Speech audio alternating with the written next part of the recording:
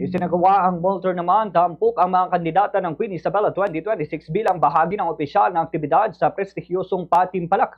Lumahok sa nasabing mall tour ang 31 kandidata na formal na nagpakilala sa publiko at nagpakita ng kanilang kumpiyansa at kahandaan habang papalapit ang Grand Coronation Night na nakatakdang idaos sa January 21, 2026 sa Queen Isabella Park, Ilagan City.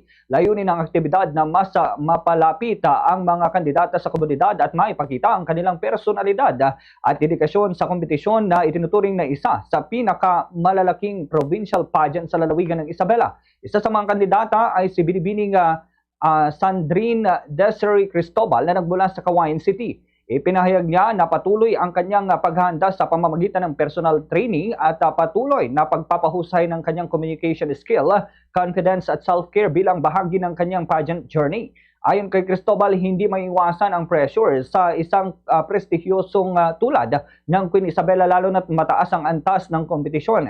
Gayunpaman, mas nangingibabaw umano ang kanyang motibasyon, partikular ang suporta ng mga taong naniniwala sa kanyang kakayahan. Dahil dito nananatili ang kanyang paniniwala na may kakayahan siyang makuha ang back-to-back crown para sa Cagayan City. Ibinahagi pa ni Cristobal na pansamantala siyang nagbitiw sa kanyang trabaho bilang nurse upang makapagbigay ng buong oras at atensyon sa kompetisyon.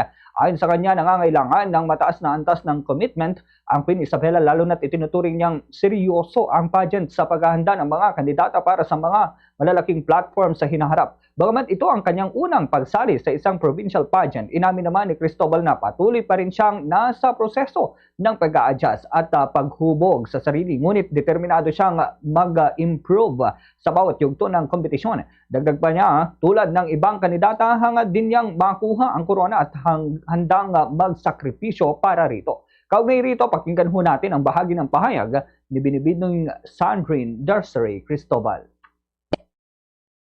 Training, and I'm also continuously improving my communication skills and the way I carry myself with confidence. Yes. I'm not gonna lie, pressure is a part of every competition naman, but I must say the pressure is high, but so is motivation po.